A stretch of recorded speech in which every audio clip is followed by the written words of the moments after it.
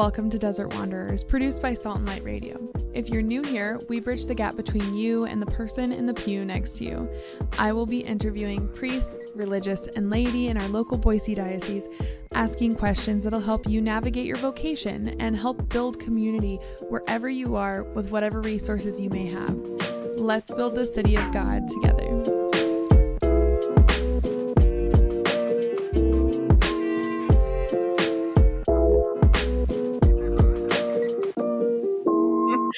Well, welcome, Ralph. I'm so excited to have you on today.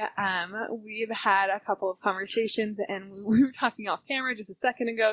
You've just gotten back from a trip in D.C. where we were talking about social Catholic advocacy. Social ministry and advocacy. Exactly. Yeah. So I am so excited to have you on today. I think this is going to be a great conversation. Just to get started, would you like to give us a little bit of your background, your faith background, maybe going through? Okay, and I'll try to keep it as brief. You don't have to. I'll try to keep it brief. So my faith background, I'm born Catholic. So I've been in a Catholic family. My mother was Catholic. My father was not. And I was altar boy from the time, that I could be until through high school, I was an altar server. So anyway, very active. My mother was very active in our parish churches, wherever we were. When I was 12 years old, we moved to the Wendell-Jerome area. Okay. And so before that I was in Arizona. So we moved to the Wendell-Jerome area, bought a farm. Jerome is a lovely place. I love Jerome. And so we actually farmed there. I went to Wendell High School, graduated from Wendell High School. But after college, I never really walked away from the faith. It was an interesting thing. There's a lot of people that talk about that. And I never felt pulled away from it in any way, shape, or form. I still believe to this day that one of the reasons was I went to University of Idaho. And one of the reasons is because when I went to Mass on Sunday, there were always about 6 girls for every guy. So for me, it was like good odds. This is where I want to be. No, that was maybe a little bit, but that was what I justified to my fraternity brothers. But college, so I married my sweetheart in college. We came back to the farm actually. And so when I came back to the farm, this is part of it. And I still look at this and I laugh every time I think of this. And that was my mother, because we were coming back to farm. And so, my mother found us a place to live, and it just happened to be across the alley from the Catholic Church in Wendell. And I'm going, yeah, Mom. Not subtle at all. Now, I married also a Catholic girl, and so it was just kind of, we were off and going. So, did you meet at St. Augie's? No, actually not. No? But I had my eye out, and I'll say this, I had my eye out. Honestly, I thought, if I find a Catholic girl, life is just gonna be a little easier, a little calmer. It's not, that tension. I grew up in a home where my father was not Catholic, and he was very okay with it. It worked for him. It worked for him. But it wasn't, I could tell at times it was just Mom was pained a little bit because Dad wasn't at Mass and so on and so forth and all of those things. That's what I was looking for. Yeah. So it worked out really well. We come back. We moved right in there across the street from the church. In that too, I think it was just within a year of moving back to Wendell into that area, I was the parish council president. I was 22 or 23 years old. I was parish council president. But they all knew me, and they knew what I could do. I've been very active in the parish. I knew everybody. I enjoyed everybody. I got along well with everybody. And shortly thereafter, it was just a year or 2 years later, maybe it's 3. There was, at that time, this was in the early 80s, and it was severely short, mid 80s. It was the diocese was severely short of priests. It was tremendous constriction, and they were consolidating parishes, and there was talk about, gosh, the parish isn't going to have a priest, yada, yada, yada. And of course, a little mission church like the Wendell Church really can tend to suffer in all of that. And they didn't really talk about pulling the people, having the people go to Jerome or to Gooding.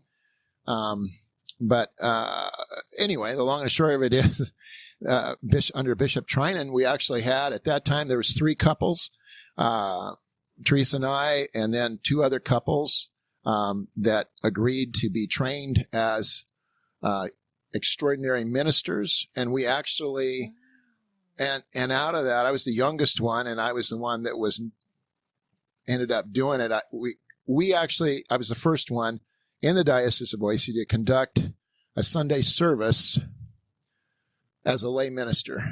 And it was official. It was all done through all of that stuff. But I led the service. Wow. And this is the same group of people that I grew up with. So, I lived in that was my parish. So it was it was an interesting thing. I kind of marvel at that when I look back on it now, because it just seems so crazy. Yeah. The opportunities that kind of come your way. So we did that for a couple of years. We would rotate every other week. Every other Sunday there was it wasn't mass, it was a communion service, and it was led by, in this case, some lay ministers. Would you guys have like a priest come in like once a month to like bless every other week? Every other week. So every other week we had mass, and then the priest was down in Hegerman. Yeah. When we did the service, he was in Hegerman having mass down there. Anyway, it was a lot of moving around, but it was fun times. It was fun times. Then later I got involved. We actually shifted to the Jerome Parish, and Jerome Parish at that time, it was very dynamic group of people. And I got involved almost immediately with the Cursillo movement. Yes. And so it was 1990, I made my Cursillo, and the Cursillo movement resonated with me. There was something that just kind of grabbed me when that happened. And I continued to be involved with the Cursillo movement. And then I was leading Cursillos. I was, of course, so on and so forth. And then I went on to, we formed a school of leaders, which is the Cursillo method of training leaders and forming that community to be able to operate. And so we formed a school of leaders in Twin Falls, and I was there every Saturday morning. We were there for like 3 hours every Saturday morning. And it was great, amazing group of people that I got to do that with. It was a great formation time for me, because we talk through, it's not just about Cursillo, it's about the Gospels. It's about how to live Catholic, all of those things you wrestle with. And these are people that you trust, and you spend a lot of time with them. You know their spirituality, you know who they are. So it comes to be a very powerful thing. And so in all of that, before it was all said and done by, I think it was 1998 or 9, I was, for a period of time, 3-4 years, I was lay director for the Diocese of Boise for the Cursillo movement. The Bishop Mike made me the lay director.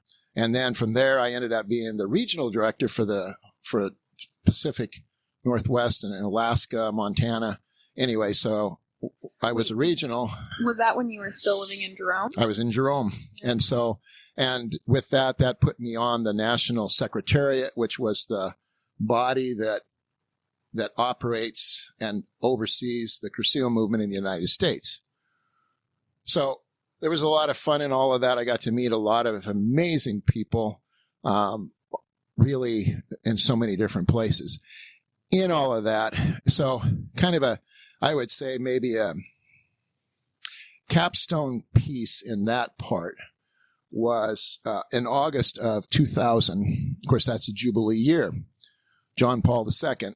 And in August of 2000, there was a World Ultreia gathering of people from all across the world for that Jubilee. And it was in Rome. It was at St. Peter's in Rome at the Vatican. I'm going to stop you. What's you called it an Ultrea? Ultrea is a gathering of people. It's a bigger gathering of Cursistas. So they get together, and there's several components to Cursillo. And Ultrea is kind of a bigger gathering. It's usually a local gathering, but it is a gathering. Okay. And so instead of calling it a gathering, they call it an Ultrea. I don't know exactly what that, I speak Spanish, but Ultrea doesn't make sense to me. I don't know where that came from. But so they had this world gathering. And anyway, the long and short of it, since I was representing the United States, there was a lot of people from the United States there, but more from other parts of the world. But anyway, I was representing the United States, and I was on the National Secretariat. I was very close to the leadership at that time. Anyway, the long and short of it is they put us up on the podium by Pope John Paul II. We were just about 30, 40 feet from him, up with him. I was just looking. He was right there in the chair, looking out at the audience. We were right to the side. It was powerful thing for me. It really, I still look back on that, and I marvel at that opportunity. And I marvel. It's so funny. I was just getting off a different call, and we were talking about vocations. And one of the things she all said is when you have that marveling or the like, stirring in your heart, and something you like reflect back on. It's just like, obviously that's like God, like calling to you a little bit and doing you. Calling, he's just touching you. It's like it's a tap on the shoulder, or it's something deeper than that. It stirs you down inside. It was interesting because it's just a little bit of the side. I've had several people ask me at various times throughout my life, well, haven't you felt called to the diaconate? And I said, honestly, no. I have always found, and I would tell you about some of the other crazy things that I've done, but honestly, no, because I have never kind of tapped all of the potential that there is as a layman in the church. I just feel like I haven't been stopped. There's so much more to do. And so that just hasn't been my calling. That doesn't take away in any shape or form calling to the diaconate, because I have good friends that have gone on to the diaconate. That's just not my calling. We all have different callings to different aspects. And that's what makes this world work so well. Well, I love what, her name is Cameron Fradd. I love what she said in one of her podcasts many, many years ago. She said, you can't have two St. Therese's or St.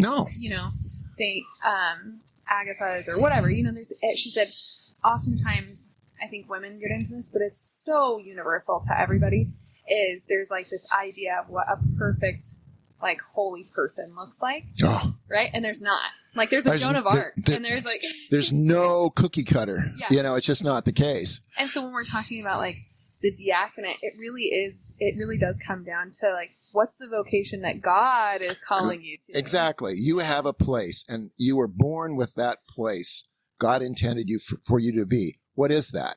I mean, just go find it. I mean, you don't have to find it. Actually, it comes to you.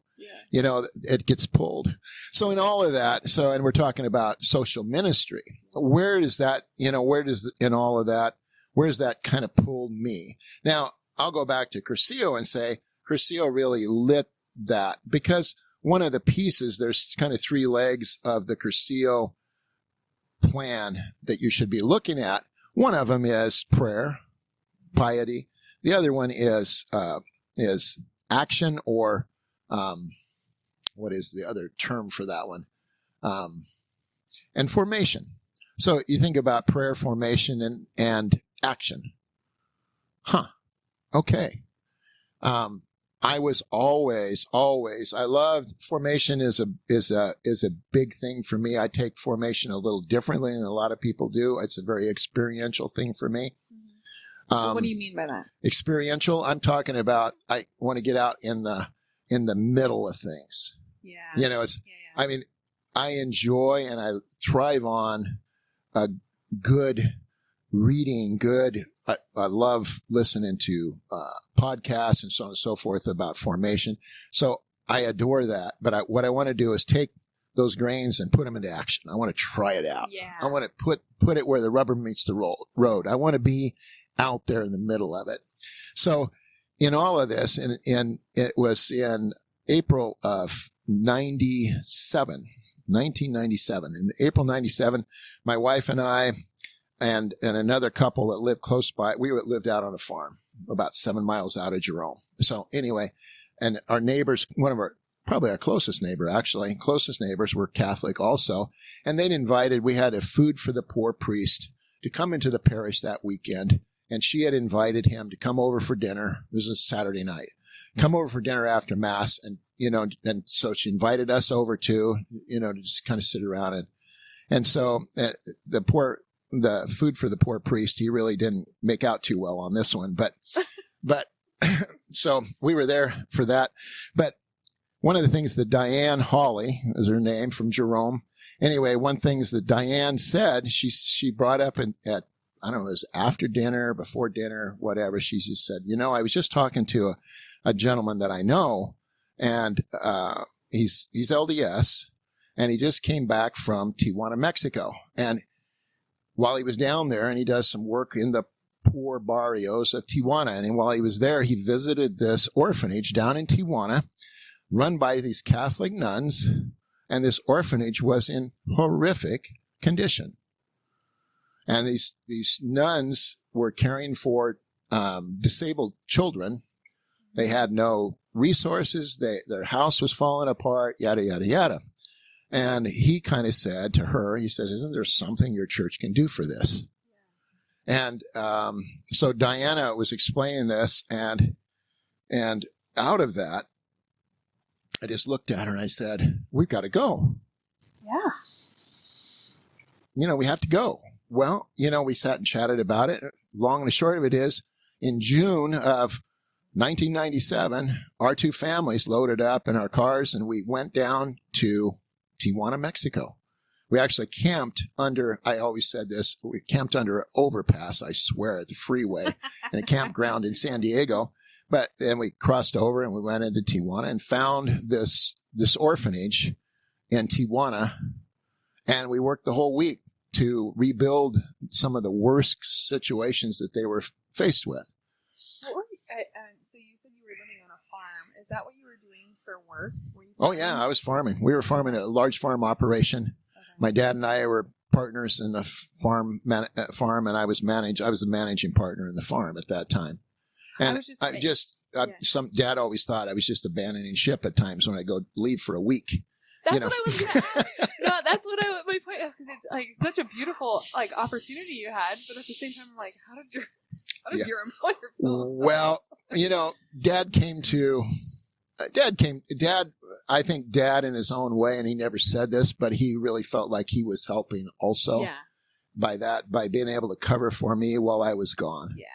And I'd work like a crazy man before and after, get back to try to catch up and things. But usually it was a time when we weren't planting or harvest. Yeah. So we could do that. But anyway, so we went down and we started working on this orphanage. And before it was all said and done, in that too, I promised this amazing lady, Costa Rican doctor, one of the nuns, she spoke very good English. And Sister Maria Elena. And Maria Elena and I really hit it off. And I just told her, I said, look, we're going to come back. I said, we're going to come back and fix all of this stuff, come back and help this. And it turns out then later, and I didn't know this for several years or 3 or 4 years, maybe just before I left, another story, before I left, she confided in me that this was the case. And that was, because we had made that pledge to come back, the orphanage stayed open. They were You had no idea that they were. No, I had no idea. I didn't ask a lot of questions. They'd had almost no funding whatsoever. There was no donations. The Mexican government, they take these kids that nobody else will take. They're either there or they're in a hospital someplace. and that's where they live. And so she had about 13, 14 kids at that time, 15 kids. Anyway, but the house was falling apart. There was nothing to do, so on and so forth. So we did at that time, I made that pledge that we were going to come back. Diane and Coral, the other couple, and my wife, they all said, oh, yeah. But we just committed to come back. And so on, I said, and we'll be back, I think, in October. Well, we just barely made that. It was very tail end of October. But when we came back, we had gone back, and this is when you're excited about something, when you really believe in something, when you've seen something that touches your soul. Yeah. You know, we went back to the parish, and it was like this outpouring of support. And we had, when we got ready to come back, we had this caravan of vehicles with all of this stuff. We had water heaters and washer and dryer from Jerome. Wow. We loaded all this stuff up. We had all this stuff. We had people that were, and we had people that had more technical expertise in building than I did and experience. You know, we had all of that. And we came in, we gave them some money too to help cover some of their costs and so on and so forth. Out of that, this is just the miracle that happens when you let things cascade kind of, and you can say yes. And out of that, that was in October. So an amazing lady, by the name of Karen Lopez her and her husband Johnny were on that trip. Key people in all of this, no doubt about it. And Karen, she spent a lot of time talking to Maria Elena, and she spoke enough Spanish she could talk to Sister Montserrat too. So that was great. I smiled a lot and hugged her, but I couldn't do much as far as explaining anything to her. And so Sister Montserrat and Maria Elena, Karen talked to her and so on and so forth, and they were talking about things and what could happen. And she even threw out the idea that, well, maybe you could bring the kids to Idaho. And so this is pre 9/11. So the world changed in 9/11 and airfare, but Sister Maria Elena calls up and she says, we're coming to Jerome for Christmas. And we're going, wow. So in that, we went out to our dear friends out at Ascension Monastery, and we ended up hosting them out at Ascension Monastery. So they came up, and that's the one in Jerome, right? In Jerome, yeah, outside of Jerome. And so Monastery of the Ascension Monastery. You got to say it the right way. Monastery of the Ascension. Anyway, our dear friends out at Monastery of the Ascension, and we ended up hosting them there at Christmas time. And she had brought 13 disabled kids with her by herself.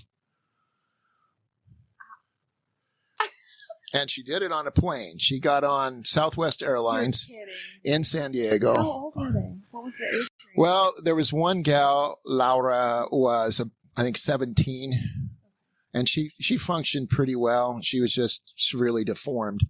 And so Laura was her big help. But she had one kid that couldn't walk. She had other kids with hydrocephalia, a lot of different things. Yeah. A lot of challenges, but she brought them all up to Jerome at Christmas.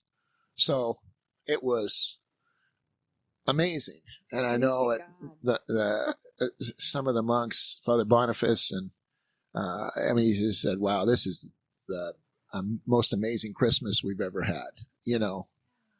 And anyway, so that just took off on its own, and we called it the Tijuana Orphanage Project for a long time. We didn't try to formalize it. It just went through kind of the parish operation, and we had a lot of, through Cursillo too, I had a lot of friends in Twin Falls.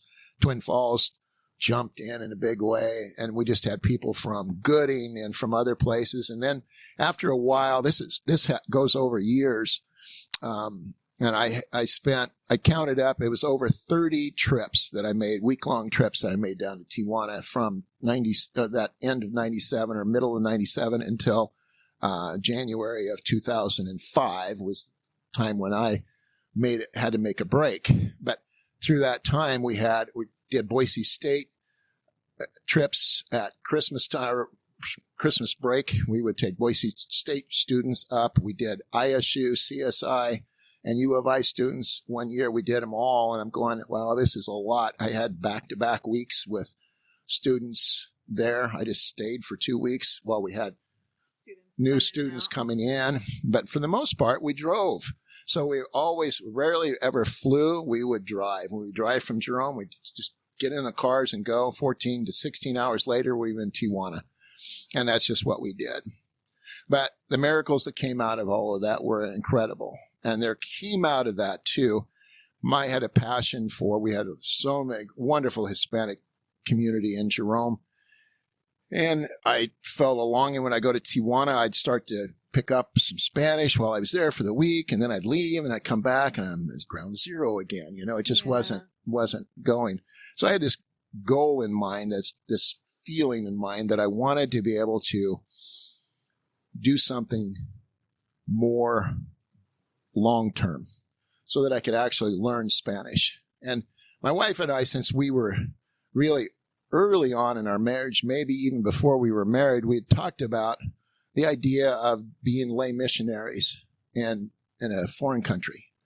So anyway, it was time and somewhere about 2002 or so, we started actively advancing that plot.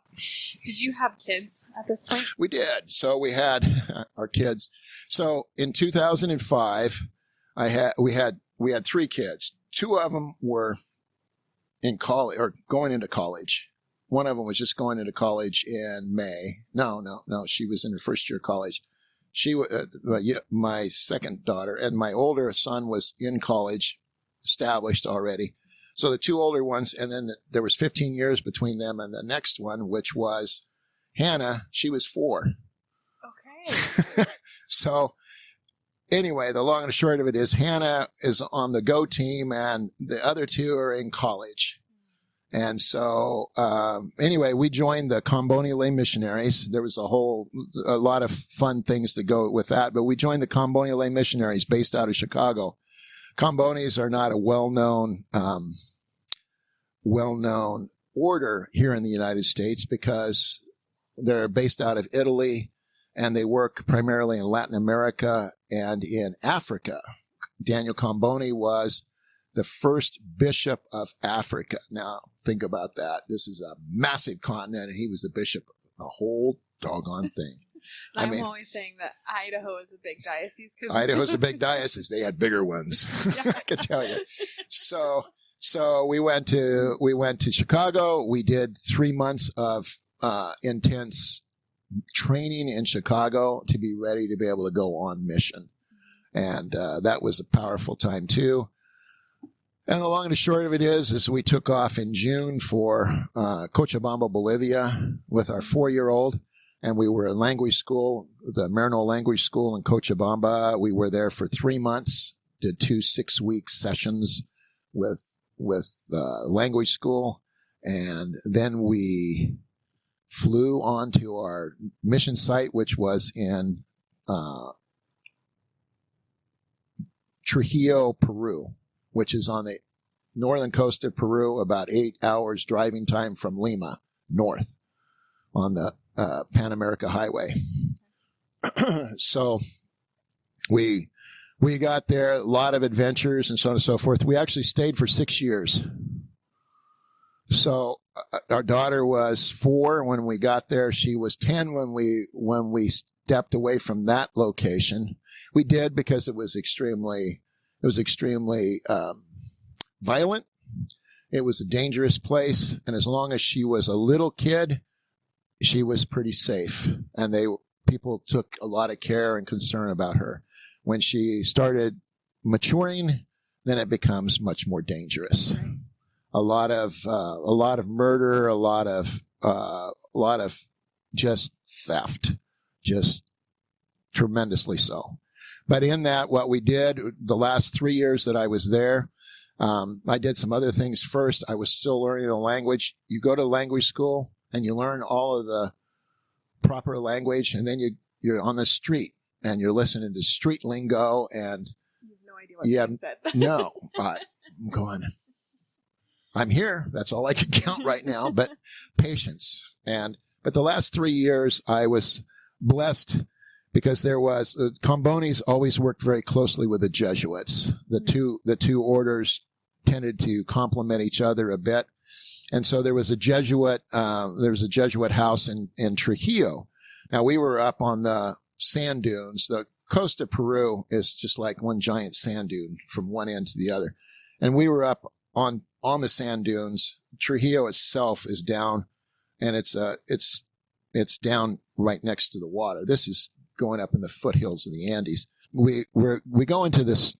It's Señor de los Milagros is the parish. Señor de los Milagros is a parish of 160,000 people. So it's 160,000 people in the very poorest part of Trujillo. And so 160,000 people, there were 2.5 priests that were administering to that. They had 9 churches, mission churches, scattered across this 160,000 people that they were operating in. So do you think they needed a little help? Yeah, probably a little bit. There were various, there was about, I think there was 4 sisters that were working in various places throughout that area. So there was a lot of potential. A lot of potential. But in the last 3 years that we were there, I formed a nonprofit. So this is a Peruvian nonprofit, and I did it with a gentleman that was referred to me from the Jesuits. So we got together, talked a little bit. He spoke passable English. I spoke passable Spanish. So we both improved each other's vocabulary and so on and so forth in the other language. But Gustavo and I, we formed it was Catholic Action for Development is what we called our nonprofit. And we were working in the very poorest parts of the parish. This was an area we had the beauty in this was, and this is still, I marvel at this, but some of the best facilities in these very poor areas were the Catholic Church. Yeah. So the church had security, it had running water, it had classrooms, it had a facility to be able to operate in. Now, picture this, there's no paved roads. This is all just sand. And the people lived in mostly adobe houses. And so with very poor or no roof because it didn't rain. And so this is what we had. And the zone where we were at and the zone that I picked, because I was the guy here I am, the gringo from North America, and I picked the area because that was I had been there for 3 years already. I knew the area. I knew the problems and so on and so forth. So Gustavo from Trujillo, he's going to learn from this gringo, that's been there for 3 years. And we had full support of Padre Daniel, Comboni priest from Italy. We had full support to do this. He was so excited for us to get in there and to start working up there. And we had a crew of, I think we had 3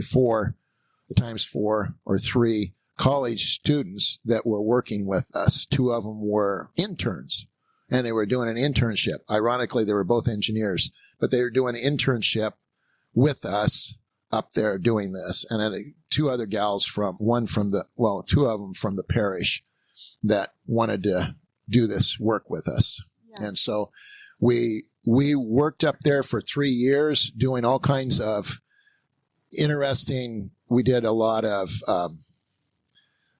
classes. The universities needed to, this is the beauty of Gustavo and having somebody from Trujillo. He had gone through the university system. He knew that these universities were mandated by the government that they had to do services to the poor. They had to do outreach. They had to expose their students to the poor, to the poverty. They had to do all of that.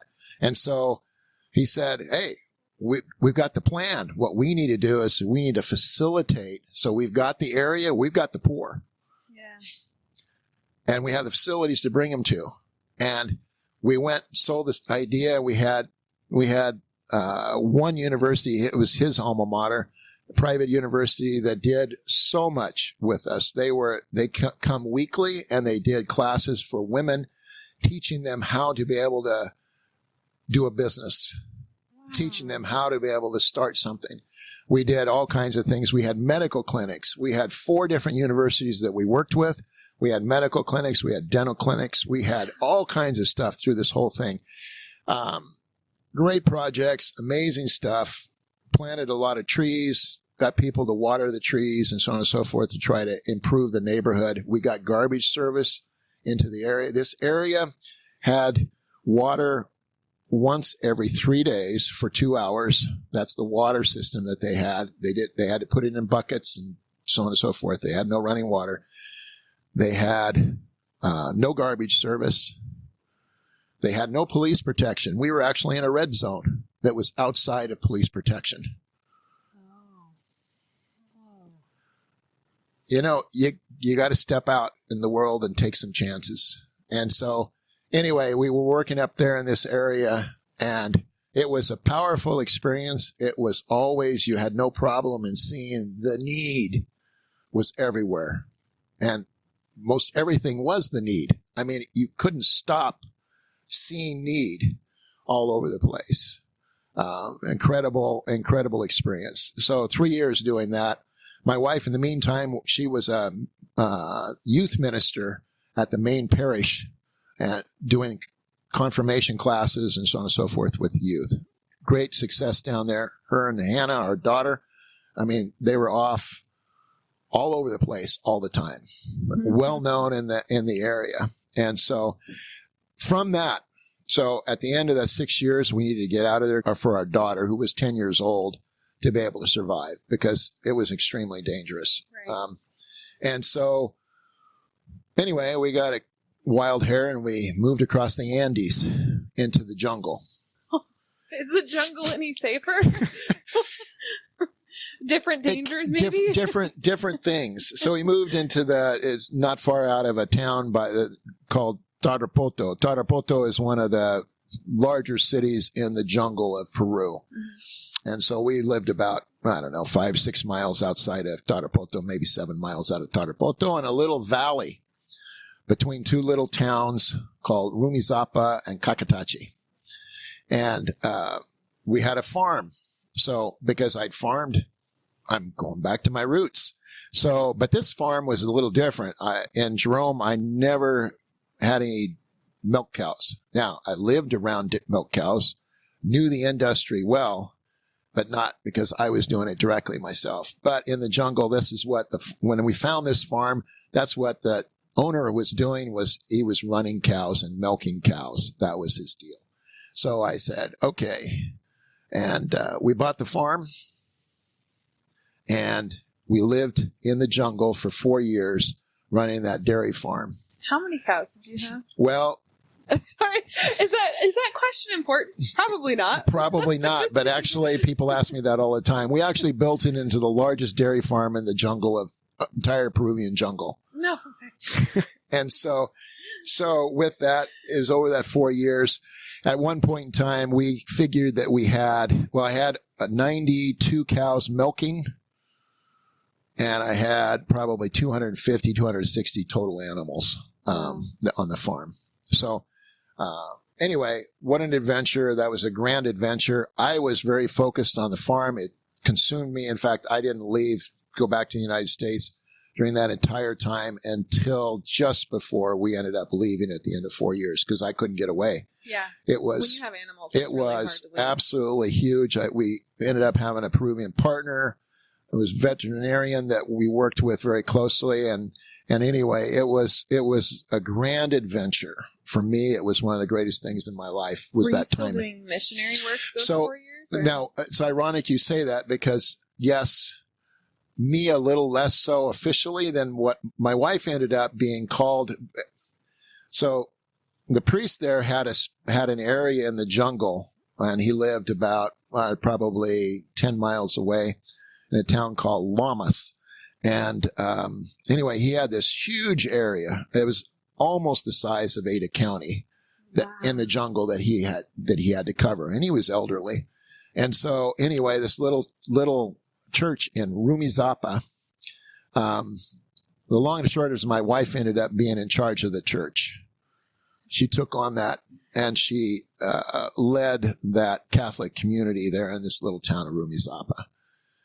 I will admit that I was very focused on the farm and so on and so forth. So a lot of her work in the parish I was not participating in, and I got caught a little bit of, notice from her on that too. But in the meantime, this is some of the things that would happen is, and to me, this is like a dream that this is the case. There were times when somebody back deep in the jungle that had died, and they wanted a funeral.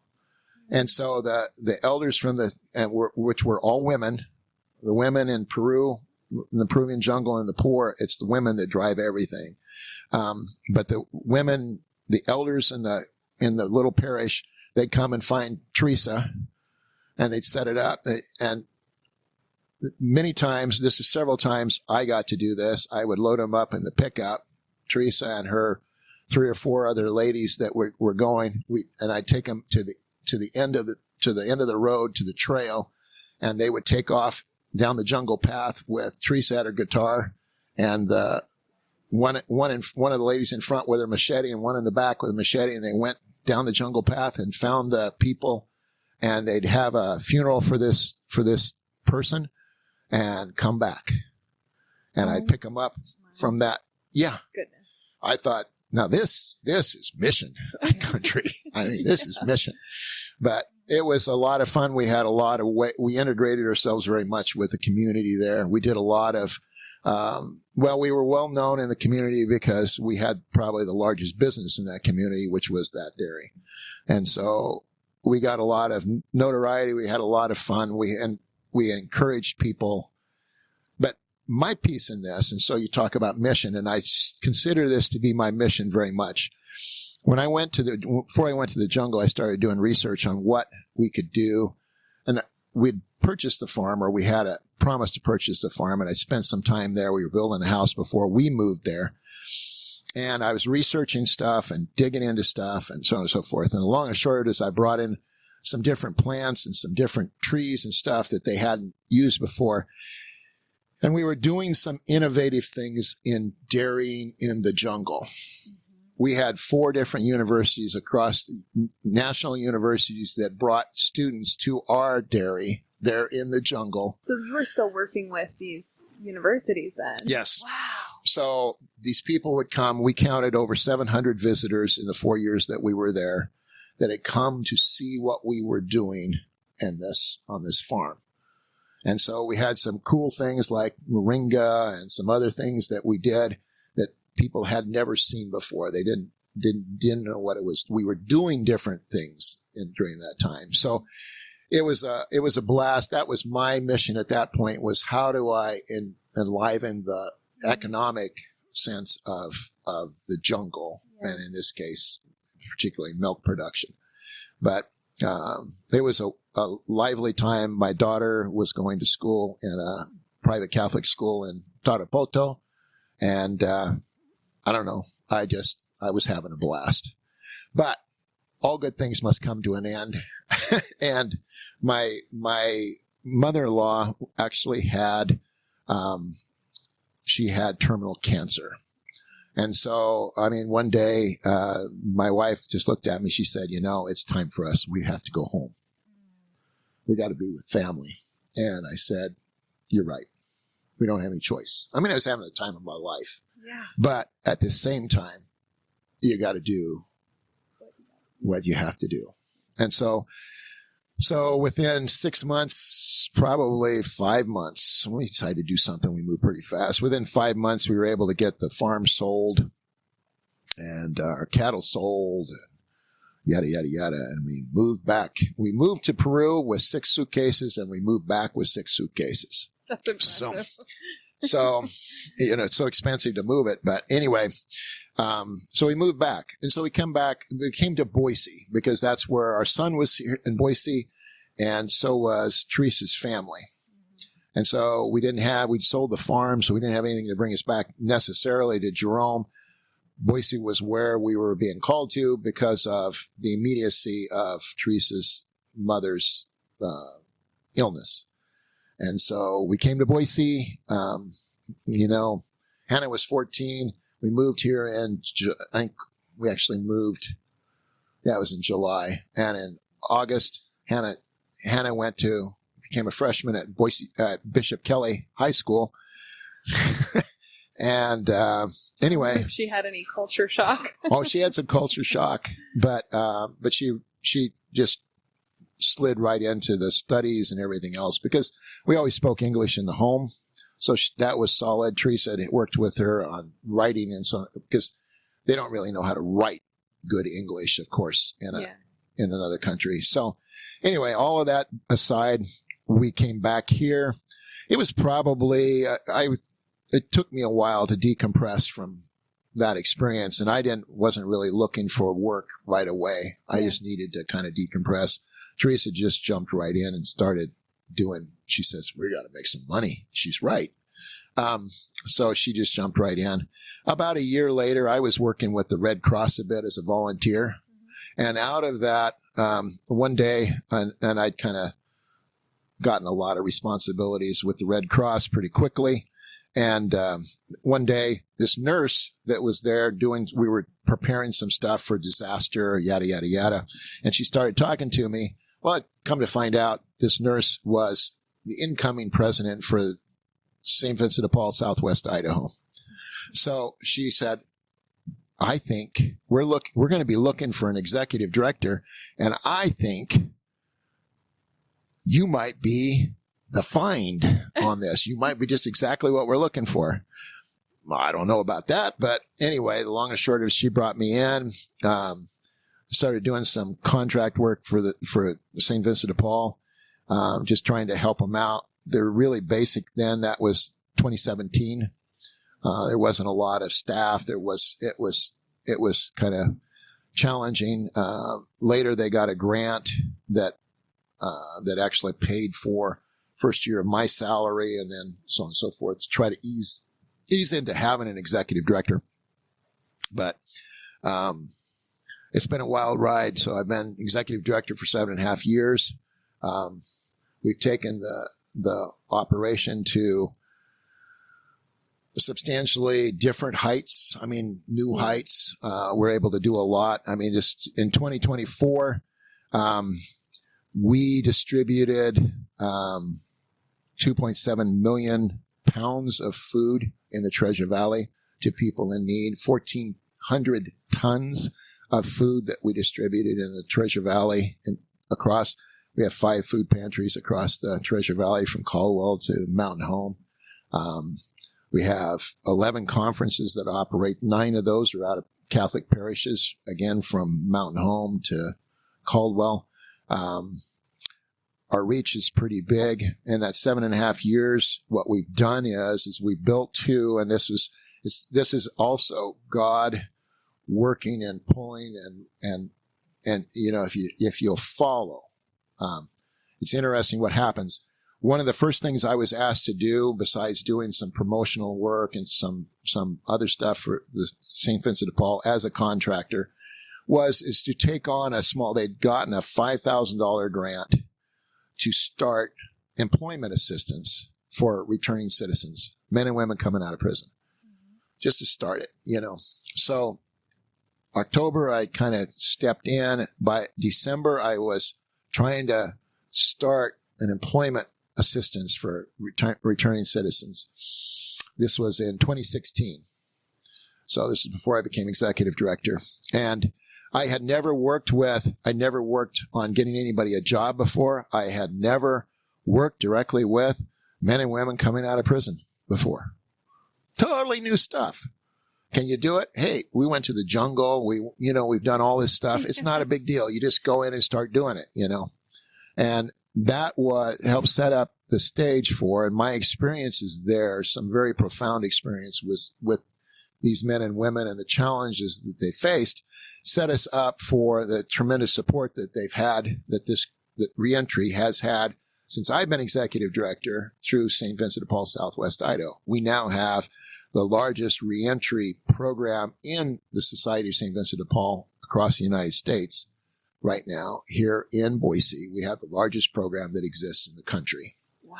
And we do a lot of amazing things with them. We've got 2 ladies that are officed inside prison that work for us. Wow. We have two people that are officed inside the prisons. And we have a whole team that goes in and puts on classes.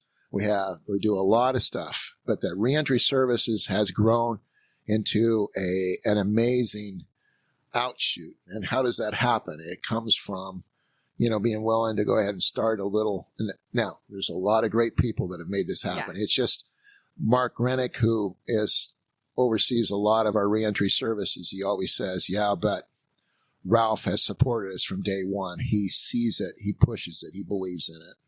And so anyway, reentry services, we have seasonal programs, Thanksgiving food box. We fed over 16,000 Treasure Valley people at Thanksgiving this year.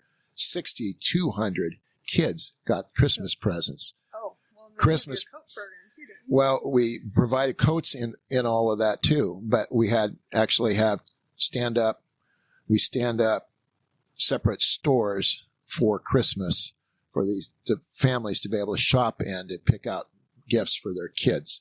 And on top of that, we provided cookies, about 250,000 of them, to 6,000 residents in the South Boise prison complex at Christmas. So it's a pleasure to be able to see what it is that God has in store for us always going forward. I mean, it's just, to me, I have such a passion for it because I can just see God's hand in so much. And I believe this. And one of the things I was saying, I said a lot in the 90s as I was going through Cursillo and the orphanage and so on and so forth. And I said, if you're not, and this is a quote, I didn't make this quote up, it's somebody else, but if you're not living on the edge, you're taking up too much room. And I really believe that. And I believe to the depths of my being that if you are living on the edge, if you're pushing, where it's beyond your capabilities as a human being to do that, you see God's hand. You see the miracles that God is doing every day. But if we're in our comfort zone, we believe we're doing it. We don't truly believe. It's when you're desperate, when you know that you can't do that, when you get up in the morning and you know what's going to happen in the day is beyond anything that you can do, humanly do. And it works out. It happens. You can see God's grace. You can see God's hand in that. And all he's calling you to do is just to give your best. Give what you have to make that happen. So I think this is a really good point in the conversation. Could you just go over, we kind of already talked about a few of the programs that you guys provide at St. Vincent de Paul, but could you just give us an overview of what St. Vincent de Paul is for someone, the St. Vincent de Paul Society is, you bet. For those that don't know, and then we kind of touched on where it's located and Well, I'll do a quick summary. So yeah. The Society of St. Vincent de Paul was actually founded by 6 college students in 1833 in Paris, France. So, as Cursillo was founded by college students, some of the very best things in the world that make the biggest difference were founded by college students. They have the idealism. They don't have the cynicism and the defeatism that comes sometimes with a little more age. But they started it in 1833. They were working with Blessed Rosalie Rondeau, who her feast was just this last week. But anyway, Blessed Rosalie was a daughter of charity. So Daughter of Charity is one of the orders that in the Vincentian family that St. Vincent de Paul himself helped to found back in the 1600s. And so she was a daughter of charity. She showed the key piece, and this is the spirit, goes to the deep to the spirituality of the Society of St. Vincent de Paul. And that is, we go to the poor. We don't make the poor come to us. We go into their homes. We bring what we can, but more than anything, we bring ourselves. That's the important piece. We bring ourselves. And so we bring whatever we can. And that built and grew very quickly. In 1845, the first conference, and it comes from its French roots, but the first conference was formed in St. Louis. And its mission at that time, when it started, its primary focus was on dealing with immigrants, on supporting the immigrants that were coming in, and so on and so forth. It was a big deal. And it grew from there. I think in the diocese of Boise, I think our first conferences were probably started somewhere around in the neighborhood of I want to say the 40s. So it was almost 100 years later. I don't have any evidence earlier than that. It might be. Actually, Pocatello probably was closer to the 20s. So the society spread across the United States. There's 5,000 conferences in the United States. We're the third largest country in the world for volunteers and for conferences. Brazil's number 1. India, ironically, is number 2. Wow. And the United States is number 3. So 154 countries across the world have the Society of St. Vincent de Paul present. It is a lay mission organization or a lay organization. It is not directed by the bishop or the clergy. There's actually prohibitions in its statutes that clergy, they're asked to be spiritual advisors and so on and so forth, but they have no voting ability, no voting power. So it's a little different. It works alongside the church, and it's a powerful organization, I think, to be able to accomplish the good that the church intends to have done. It can bring that gospel message to life. So my next question would be, I think most of us, at least in the areas you're talking about, Mountain Home to Caldwell, we have either seen a St.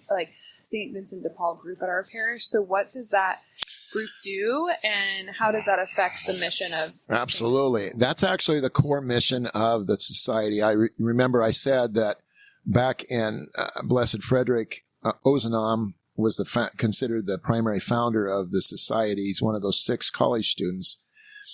But his focus always was, it's again on the home visit. It's about going into the homes. It's about seeking the poor. It's not waiting for the poor to come to you. It's about going in and finding them. And so the conferences, which are based out of 9 of them are parish based across the valley. Those conferences, what is their primary work? First and foremost, it's the home visit.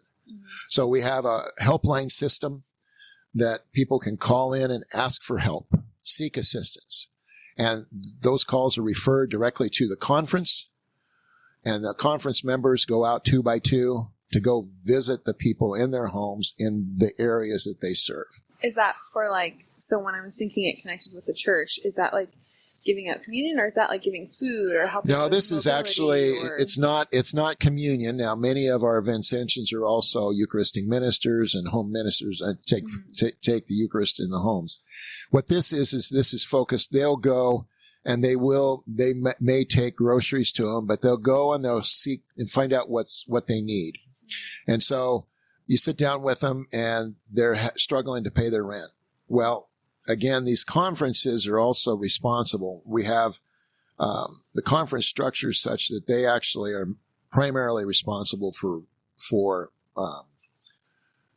getting their funds. So that doesn't come from the level where I'm at. It comes from their parish. Their parish family is the primary funder of their work. Last year, in 24, the conferences spent over $680,000 that was raised in that way to be able to support nearly 8,000 people that had called on their help.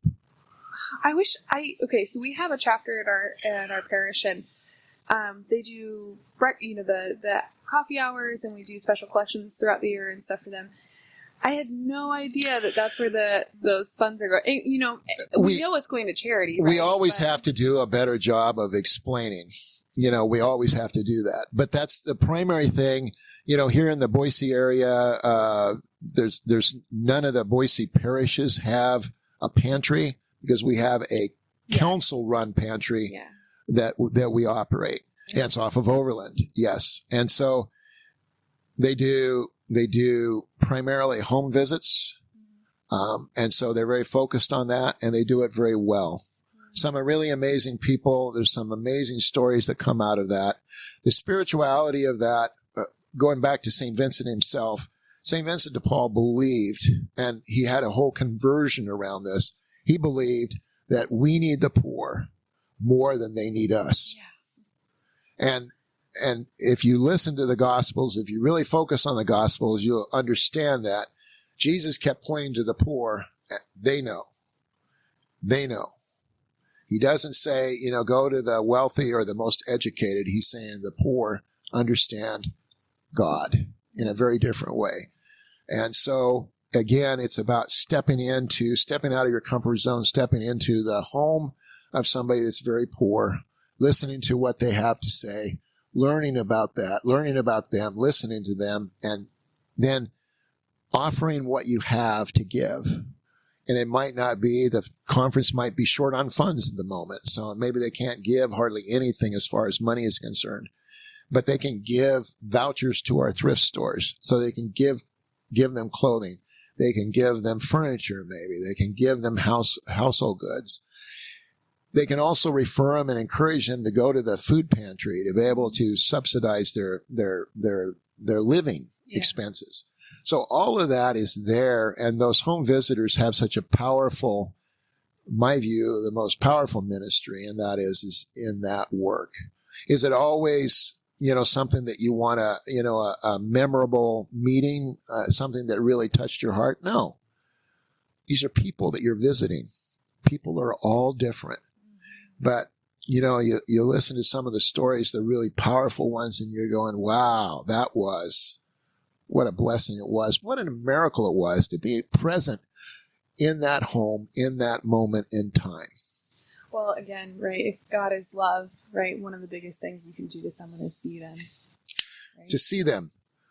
Over and over again, we hear this a lot. The greatest gift that you gave isn't the $100, $150, or the $300 you're able to help me with, or the clothing, or the furniture.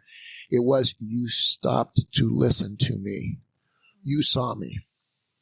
You listened to me. You came to my home, and you heard me. Those are the things that always impact our home visitors greatly. This comes back to, and I come back around to what St. Vincent de Paul said, we need the poor more than they need us. And that is because you can see God in such a powerful way. You can be so moved by what the experience that you see in front of you, that person, that very humble person in front of you that models humility. Not all. Again, people are different all over, but they model that humility.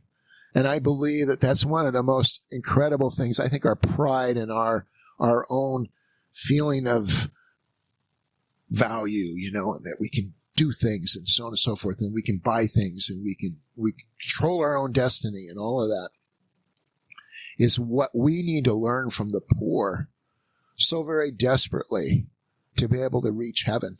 I think our salvation is very much based on that we must have that, find that humility, that touch point, to get past all of the other garbage that clouds that up for us, that we don't see God. We don't see the glory of God, the beauty of God. And we can see that. And I saw it, so very vividly through those little kids in the orphanage, and so very vividly through the very poor in Peru. But I see it in the homeless person and in the people that we visit here in Boise and in Southwest Idaho all the time. Okay, so one of the questions I have when you're saying that, so oftentimes you've been in the car and you're at a stoplight and there's a homeless person next to you, and sometimes I have like a heart and I'm like, oh yeah, I have heard. So just sometimes. It's sometimes, okay. Only sometimes. And I want to help. Sometimes I don't have anything like tangibly that I could give them, right? So I guess when we're talking about the person living your daily life, when you see these people, what is the best thing we can do in those situations? Because what if we don't have anything to give? Do we just talk to them? Do we smile and wave? Well, first of all, I think that, you say smile and wave. And in some ways, what we want to do if we're not going to give them anything is we want to avert our gaze. We don't want to look towards them. We don't want them to meet their eye and just say, no, I'm not giving you anything, But and the same thing with a stop sign or a stoplight. You only have seconds. The thing is in all of that, and I saw it early on years ago, and I didn't see it much in Jerome before that. I probably still don't, but down in Tijuana, when we were driving around, going between different places that we were working, we would always see people panhandling on the corner. Yeah. And so we had to kind of think about that, and we talked about it a lot. Just what do we do? I'm not sure that I have the right answer. And is there a right answer? Maybe not. And it might be for everybody. They have to decide what that looks like. Personally, myself, now I also know, because I'm in that business, I also know what resources there are available. Right. So I tend to not give them money and tend to not give them stuff, just because I know that there's other ways. Now, does that make that right?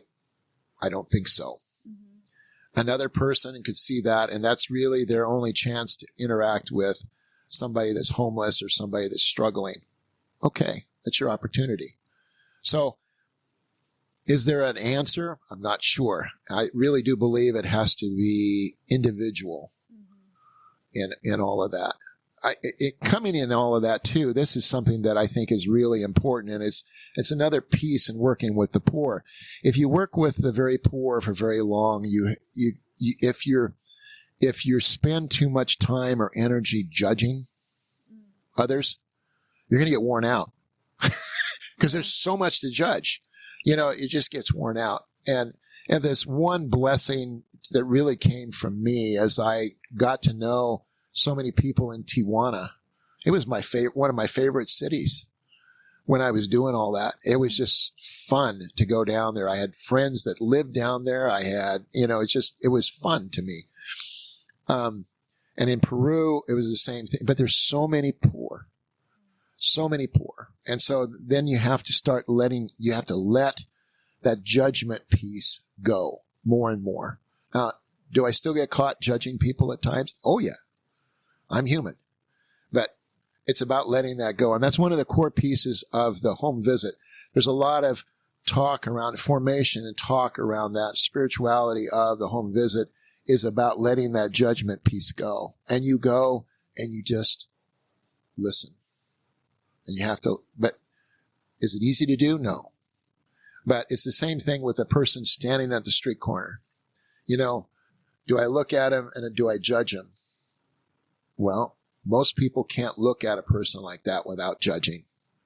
This is a spiritual exercise that I think that is really important too, is to be able to look at somebody and just take them for who they are.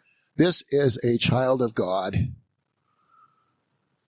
God cares about him or her probably as much or more than he does about me. And just remember that, this person may have made a lot of grave errors in her life or not. We don't know. But that is a child of God. It's clear. You can go through the Gospels and try to find a place where God elevates the wealthy, the educated, or whatever above the poor. Doesn't happen. Gospels you can't find that. That wasn't Jesus's thing. So I just look at it and I come back to that over and over again. And that's something that's really stuck with me when St. Vincent de Paul said, we need the poor more than they need us. Here was a priest, St. Vincent de Paul. He was a priest at that time. Father Vincent de Paul. Father Vincent was a priest. He had a conversion through a confession of a very poor man in a little country church. That was his conversion experience. This is a guy that was already a priest. Talk about, well, he didn't need a conversion experience. Vincent said he did. He said, this changed my life, turned my whole life upside down. And that's what, in my view, that's what the interaction, and that's why if we insulate ourselves too much from the poor, I believe we lose our way. I think the next question I would have has to go into that a little bit more deeply. So Sure. We kind of started bringing into Scripture, started diving into Scripture a little bit. So I guess my question would be, what have you learned from working with, I mean, we've kind of talked about what you've learned about through St. Vincent de Paul and service, but what can we learn from Scripture and maybe even the Catechism when it comes to how we should serve and how we should order our mind or ask the question, or like kind of what discernment questions should we ask ourselves maybe? Right. What are we being called to do? How do we deal with that? Yeah. And I guess every time we have, and we have them so often, but we have Gospels throughout the year, throughout the church year. At Mass, you'll hear a passage, and it's very well known. I mean, we've heard them our lives, so you hear the passage and you go, oh, yeah. Blessed are the poor. Huh. Blessed are the poor. I've talked about the Beatitudes. This was the first year I actually absorbed them for the first time. I was like, whoa. Blessed are the poor. And I'm going, okay, I got to get in here a blessing someplace. Blessed are, clothe the naked. Okay. What am I going to do about that? Feed the hungry, visit the prisoner.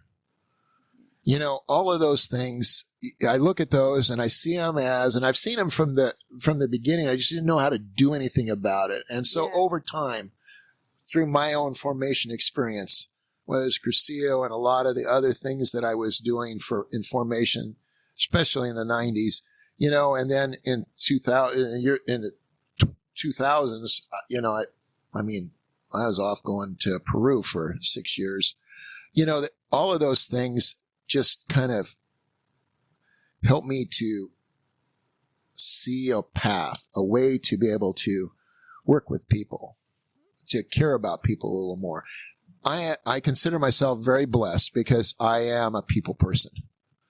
There's no doubt about it. My wife says that all the time. You're a people person. There's unequivocally. I enjoy people. I enjoy watching people. I enjoy just seeing people. I enjoy seeing people that are joyful, and I just enjoy absorbing that. And to me, that it helps to see, maybe it's because it's through people. In the Mass, God is present in so many ways. Eucharist, of course, so amazingly in the Eucharist, God is present in the priest. God is present in the Word. God is present in the assembly. And it's just so much of the time the assembly is speaking to you and you're ignoring it. You're looking past the assembly to something else. That doesn't take away from all the other ways that God is speaking to us. It's just that sometimes we see the assembly as noise. Yeah. And I'm not talking about distraction. Yeah. Distraction. And so there's just an opportunity there, I think, a deep opportunity to be able to recognize, I need to listen. My neighbor is hurting.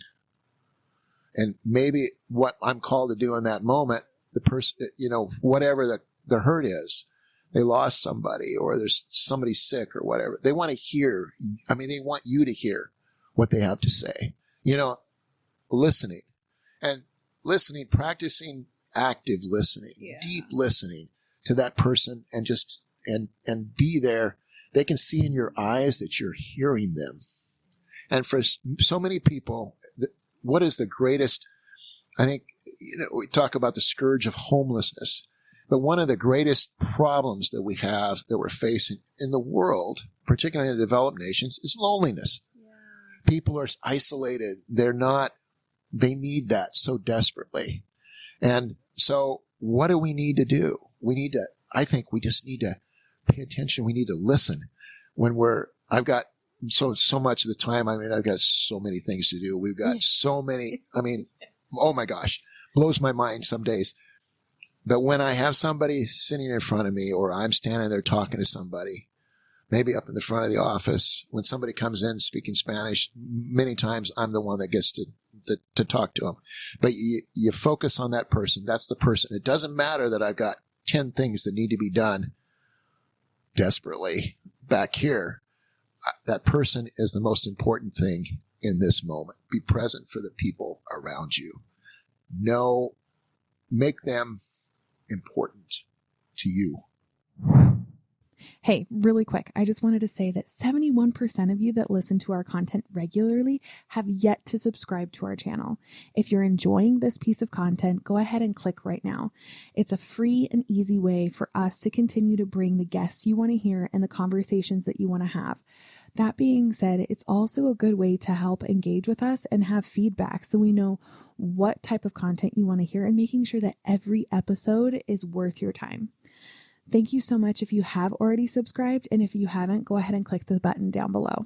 One of the questions I have is there's the debate over, I think we hear this in certain circles more than others, but there's this debate over social programs, so like government programs, and then charity, like local charities. So as a person working in like that realm, you provide a service for a group of people in advocacy, and you're working with parishes, but it's also like a company. So I guess, how should we as Catholics, what kind of questions should we ask ourselves when it comes to government programs? Should we endorse government programs? Should we be more focused on like other programs, like through parishes or nonprofits? Like how should we as people, as Catholics, look and view at all these things? The beauty of life, and I really strongly come to this conclusion, is that, we love to have stuff that's black and white. Yeah. And the reality is God didn't make us that way. There's very few things that are truly black and white. Now, I'll say that, the culture of life, yes, there's some black and white there, but it still gets gray on the edges. There's some edges that get gray. When it comes to government programs and how do we assist the poor, that's, again, there's a lot of gray. So is there a formula? I would say there's not. We have to be thoughtful. We have to think through things and consider and stay open to greater understanding. Inherently, I'll just say, just from a kind of a base, my own base that I operate from, I know for a fact that we can do, I said this and I don't think I'm too far off, we can do with $1 what the government can do with 10. So I feel that we have because of the bureaucracy of bureaucracy, but also, for instance, St. Vincent de Paul, the society is really a volunteer-based operation. So at our core, we count over 1,600 volunteers. And among the home visitors, there's probably 150 to 200 people that really do that ministry, and they're out every week. So they put in a lot of hours. That's over time. So the volunteer part brings an element, it brings a little more chaos at times. I can tell you that. At the same time, it brings initiative and spontaneity and passion into that realm. So for me, and I come back to, what I said about St. Vincent de Paul, we need the poor more than they need us. For me, it really is about, I want everyone to be able to encounter the poor and to learn from them. And you can't do that if we're insulated, if the government is doing everything. Now, again, this is all gray. So there's shades of it. And I'm not saying, what I'm saying is not the right thing for everyone. Please, just know that. But I find myself, I look at it and I find, I'll say magic. That was the word that was coming, but I find magic in it, to be able to get in there and work with and help people. And I find people that donate financially, people that volunteer, people that donate their clothing and their stuff, even to the thrift store, and food to the food pantry, and so, all of that step in, we're one step closer to the poor by doing that. We're not so removed. I just feel philosophically, and again, all gray area, but philosophically, I feel like we can sit back and just want government, and government has so many good functions that have to happen. Mm-hmm. But we can sit back and want government to address every wrong in society that we can think of. We want that. Jesus said, we will always have the poor. The poor will always be with us. And it's an interesting thing to contemplate. We think there's a utopia out there, and we work towards this. At the same time, it's a dichotomy, because we work towards it at the same time knowing that it's never going to happen. Jesus said we will always have the poor. Yeah. And so at the same time, we work to eradicate poverty. And that's a good goal. We should be working to help people get out of poverty, working to share what we have with those around us, to help their lives be better, to give them hope, to be able to see them step up and step into a life of value where they're working.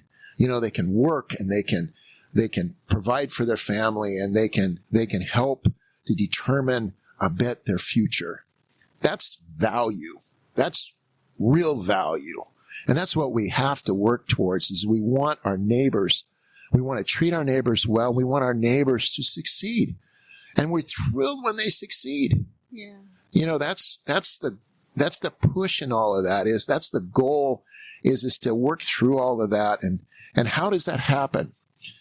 And I'm convinced that some of that happens through government programs. Okay. Does it happen through all of them? I'm pretty convinced no.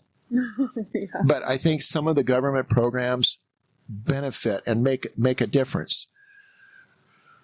I think that too many times, and this is just, again, this is philosophical, but I think that what we're doing many times, and many intellectuals, what they're doing is they're substituting government for God. Yeah. So they don't believe in God anymore. They believe in government.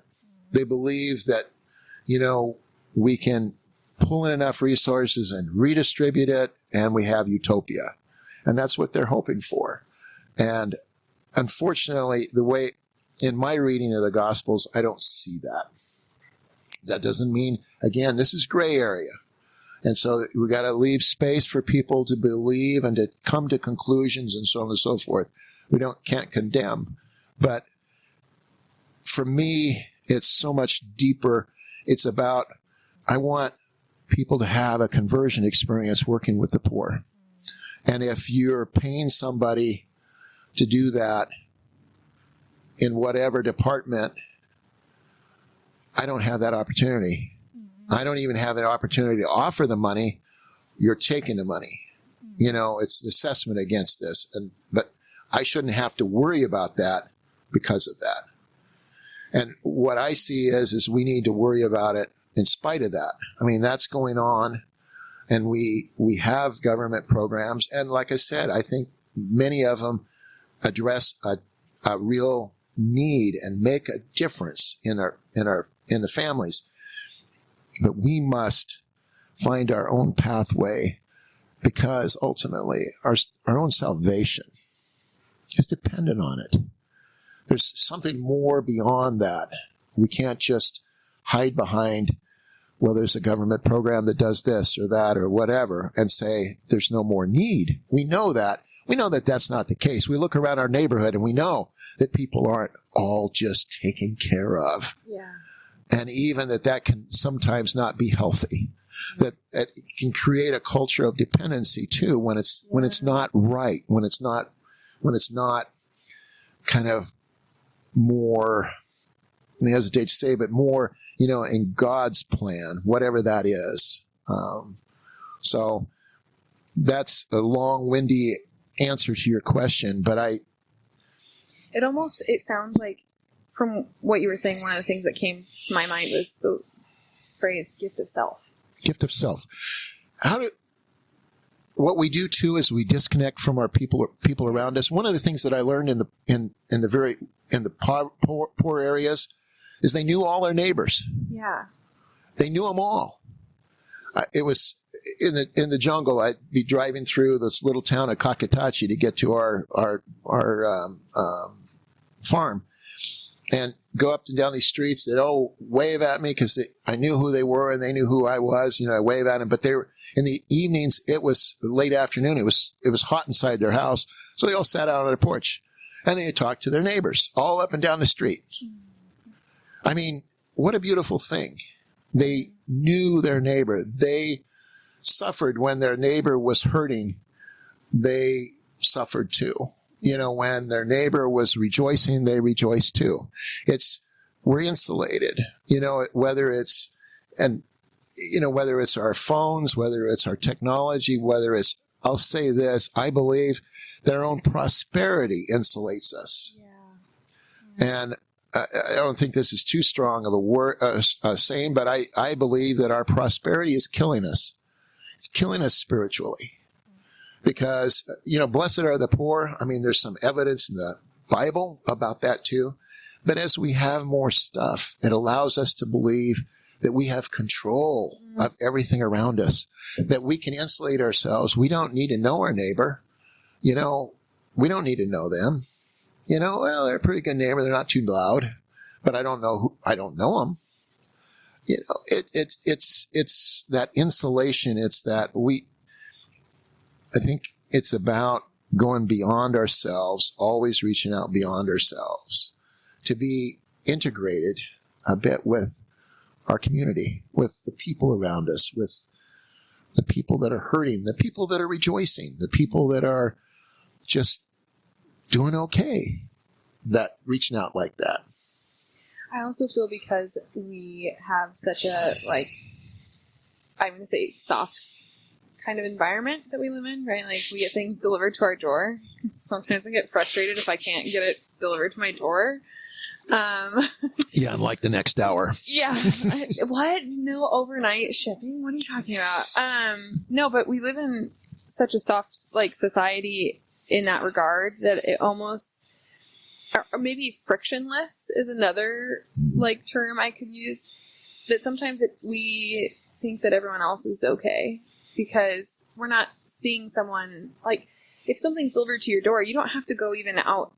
They deliver it and you don't even have to go talk to them. They leave it on the door and they send you a picture of the package on your doorstep. So there really isn't, in the society we live in, there is this aspect of, you wouldn't even know if someone was struggling because they're just as isolated in a way. They are. Communally.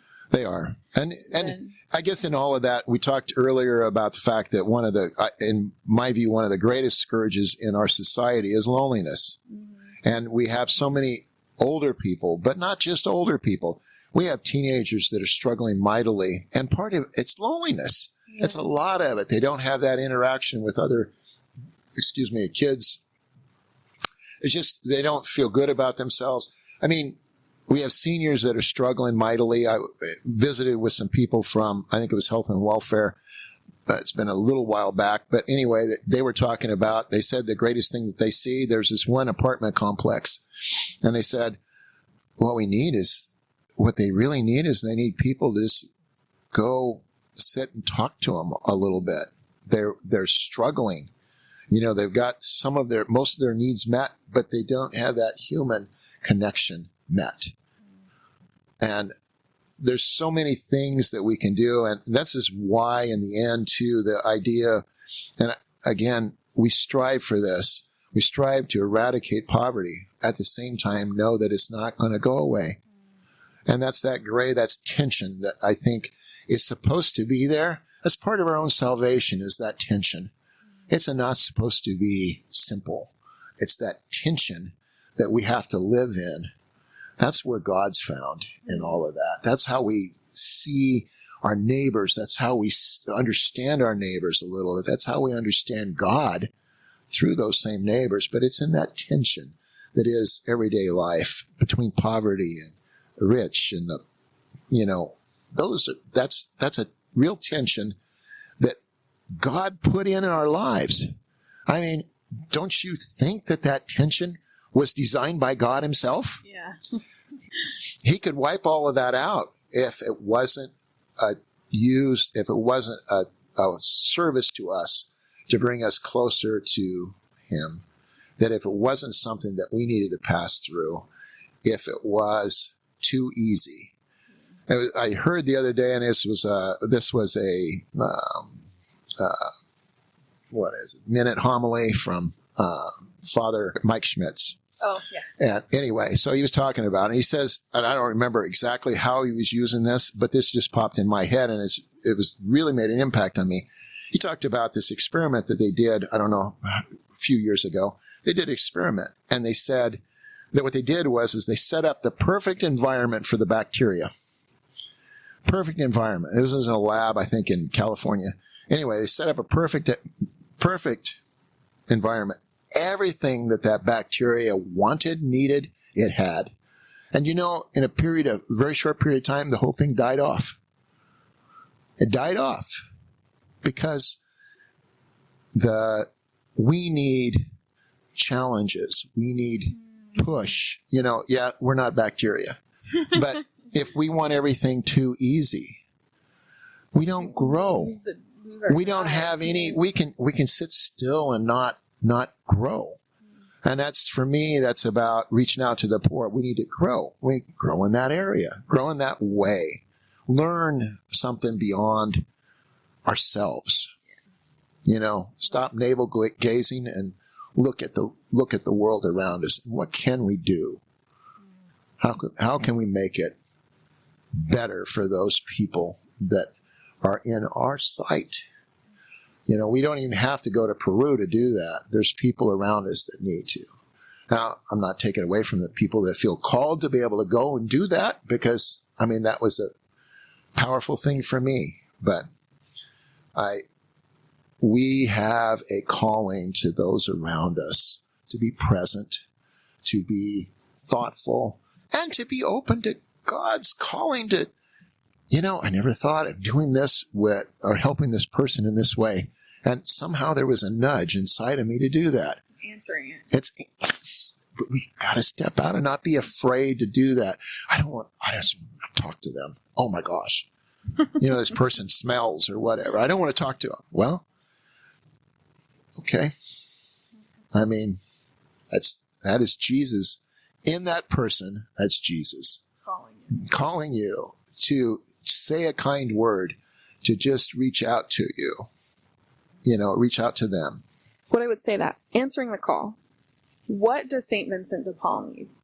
Are you guys, if someone's saying, yes, all of this is striking me, this is calling me, this podcast, like everything he's saying is resonating, how can I get involved? What can I do? Even if there isn't maybe a St. Vincent de Paul in the area, say they're in North Idaho or somewhere, right? What can someone do to either give time, talent, or treasure? So there's so many different ways to be able to reach out, and for everybody's unique. I see that in volunteers, and if a person wants to volunteer their time, and there's different callings and in different times in your life. Certainly any place where there's a conference in your parish, I guess I would put a direct plea and just say, hey, consider joining your conference and see if that's your new home, if there's something there to be had. I I think that we have so many powerful warriors for good, I think, and those home visitors that will go out every week and meet with the poor and just see what's going on. So we also have food pantries. I mean, and there's ways to be able to deal with that. And we need volunteers to be able to keep those running. So there's ways to volunteer. We have some volunteers that focus on and work with reentry. You know, we have a few people that go into the prison with us, volunteers going into the prison with our staff. So volunteering, of course, that's giving of self, that's giving of time, that's giving of, and being open to being changed by it. I think that's one of the pieces that we forget is we want to volunteer and go feel good. But the reality is we should go with the concept of, I intend to be changed by this. And I'm hoping, this is my hope always, is that somehow they see God in me. They see God's Spirit in me. That they feel that tug, that touch, that somehow it moved them a bit. You know, maybe not took them quite to a radical conversion, but that they saw God in me. And that's a great practice for me too. I mean, are people seeing God in me, in my spirit, and who I am? So that's a way to give talent and treasure. Talent and time and treasure. To be honest, one of the great things that I see this so desperately, some people don't have the ability in that moment, in that point in time, and there can be a variety of reasons to be able to give their time.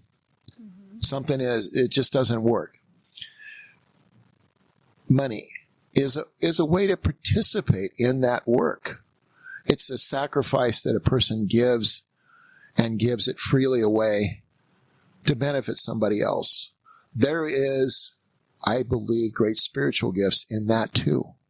And it's spiritual blessings that come from that. If it's not given in the right way, of course, that's a whole different ballgame. But we have an ability to be able to transmit, and we need all of that to make the whole thing work. And it all has to come to pass. And like I said, there's times I give money to things, and I want to feel like I'm a part of what's going on. Yeah. And it's my chance to participate in that moment. When we were in Peru, we were dependent on, here we were the hands and feet, but the financial backing had to come from somebody else to be able to make that happen. That was a pretty extreme example, a whole nother country, but financial backing from the United States was actually allowed us to be able to be there in country. It's not that different than somebody in a food pantry that's handing out food, but somebody a few blocks away in their home donated the money to be able to buy the food or to pay the fuel for the truck to go pick it up. You know, it takes the whole realm to make it happen. So I guess I would say St. Vincent de Paul, certainly I'm speaking on St. Vincent de Paul because I know it very well here in Southwest Idaho. We need all of that. We need people that care. And what a blessing it is to be able to see people come in, volunteers that come in, and they're just so excited to be there, whether Thanksgiving food box is a good one. We have sign-ups for that. Or we open it, and about 12 hours later, it's completely filled up because there's so many people that want to do it every year. Christmas toy store, to watch a family that's struggling be able to shop for their kids for Christmas. That's an amazing thing to be able to go into somebody's home and listen to what their problems are, their challenges are. That's a blessing. That's a gift. And at the same time, to be able to provide those funds, to be able to, so that home visitor that goes in and they see somebody in dire need, they're going to lose their home if they can't come up with another $300 to be able to help cover their rent. that person that donated that money to make that happen, they were key to that play. That key to God's work through that volunteer was that money that that person had to be able to distribute. Do you think that there's any challenge that we could maybe encourage our listeners to get involved? A challenge that we can encourage the listeners to get involved. I would say this. I think that across I'll back up one step. So this is a challenge that Bishop Peter laid on Kathy, our president, and I, on our visit in December. So we sat down with Bishop Peter, and Kathy she'd planned on this, and she asked Bishop Peter, she said, Bishop, what do you need from us? What do you see that isn't happening that you need us? And he said, he thought about it for a minute or so, and then he said, teach the people about the poor. He says they need to be in touch with the poor for their own salvation. And I thought, wow, that's an exciting mandate. And I take it as a mandate. Bishop Peter didn't intend it as a mandate, but I'll take it as a mandate. But I thought that's something that all of us can do and can help each other to be more responsive to the poor. And if your parish doesn't have a St. Vincent de Paul, or if it doesn't have any outreach, significant outreach to the poor, talk to, your priest, your deacon, your parish leaders, and just ask about what that is. Can we do something? Are we called to do some of that? You dig into it a little bit and you think about it, and you start to notice, when we're thinking about the poor, we start to see them more. All of a sudden, they're around. And you even see them in the parish, in the pews. You see some of our fellow parishioners that are struggling, but they don't say anything. Are we called to do something about that? Well, of course, I think so. Yeah. I think that we're called to do something. Where we're at, maybe sometimes you're called to Peru or Tijuana, but called where we're at, I think there's a calling right there in our own parishes. And whether it's with St. Vincent de Paul or it's with another organization or it's an impromptu, like Tijuana Orphanage Project, that was just an organic thing that blew up in such a beautiful way. So many people helping to make it happen. That's our calling, I think, is to look around and assess what should be done. Not, am I the person to do this? Yeah. Just to start some momentum, to ask some questions. If you're not the person to start it, if it is God's work, certainly is. If it's God's work, the person that is being called to lead it, sometimes they're slow to respond. Sometimes they're not listening. Sometimes you can help them. Sometimes it's yourself. You need to step out and do that. But to me, that's the real call, is to be present, to be as whatever we can, where we're at, in solidarity with the poor. Solidarity sometimes gets thrown out of proportion, kind of misconstrued, but it's about caring about the poor, caring about our neighbor, as is commanded in the Gospels. That, to me, is the real call to action. With that, I'm going to say thank you so much for coming onto the show and for putting up with me for the last couple of hours. It's been a pleasure. Truly, Natalie, it's been a pleasure. Thank you so much for coming on, and hopefully we can have you on again. That'd be great. I'd be honored anytime you give me a call.